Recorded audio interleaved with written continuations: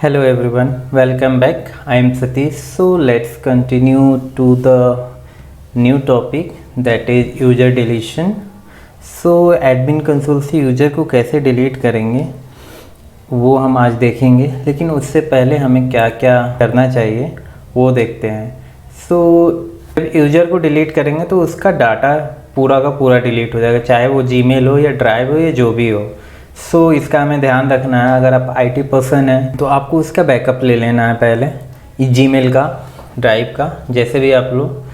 उसके बाद आप एडमिन में ये फैसिलिटी होती है कि आप डेटा ट्रांसफ़र कर सको। Data in the sense Google drive में जो भी डेटा है वो ट्रांसफ़र कर सकते हो एट द डिलीशन टाइम।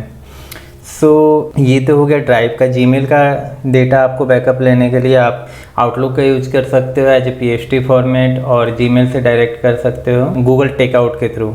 सो वो हो गया, जीमेल और ड्राइव दोनों हमारा कवर हो गया, जो मेन डेटा अवेलेबल रहता है। सो अगर यूज़र हम डिलीट करते हैं तो ये नहीं होगा कि यूज़र ने जो ग्रुप क्रिएट किया है वो डिलीट हो जाए, वो डिलीट नहीं होगा। सो ये रहा हमारा तीसरा पॉइंट। चौथा पॉइंट जो है, कोई नया बंदा ज्वाइन करता है, सो हम लोग यूज़र डिलीट करने के बजाय हम उसको एज ए एलियास कर देंगे और जो करंट यूज़र होगा उसका रीनेम कर सकते हैं। सो ये था हमारा टॉपिक। तो चलिए चलते हैं उस पे, स्क्रीन पे प्रैक्टिकल देखते हैं। सो हम आ गए हैं एडमिन पैनल पे। सो हम यूज़र्स में जाते हैं, मैनेज यूज़र्स, यहाँ पे मैंने क्लिक किया। सो हम यूज़र सेक्शन में आ गए हैं। सो मेरे को यूज़र डिलीट करना है तो मैं test1 को सिलेक्ट करता हूँ और इसे डिलीट करने का ट्राई करता हूँ।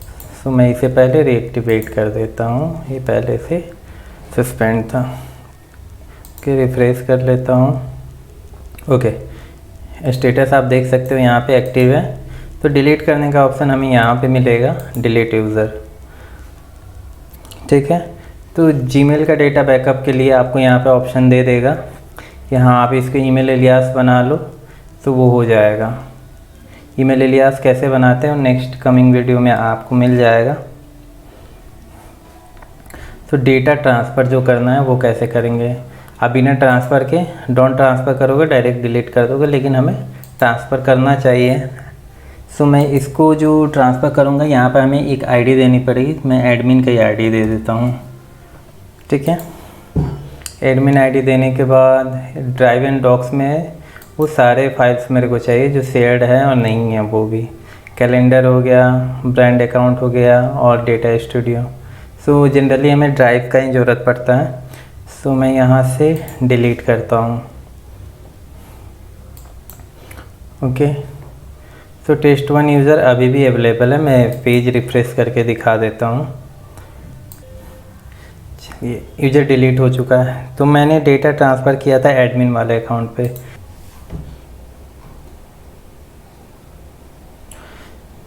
सो यहाँ पे आप देख सकते हो मैंने डेटा डिलीशन पे लगा दिया था टेस्ट यूज़र 1 को। ये है हमारा यूज़र, और जो डेटा ट्रांसफ़र है वो इस आईडी पे हो रहा है, एडमिन के आईडी पे। सो जैसे ही डेटा ट्रांसफ़र हो जाएगा हमें एक नोटिफिकेशन मेल भी आएगा। सो वो आता है तो मैं आपको दिखाता हूँ।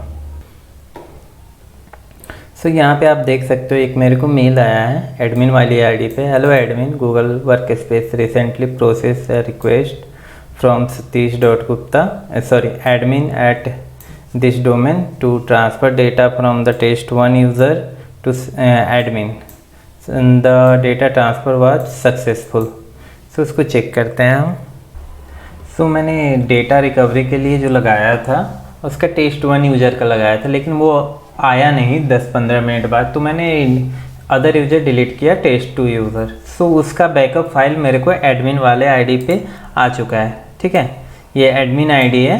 सो यहाँ पे मिल गया है। तो आप जो भी उस फोल्डर में रखे होंगे, जो भी ड्राइव में होगा test2 के, वो यहाँ पे आपको सारा का सारा डेटा इस शो कर जाएगा। सो ये था यूज़र डिलीशन का सेशन। अच्छा लगे तो वीडियो को लाइक करना, चैनल को सब्सक्राइब कर लेना। Thank you.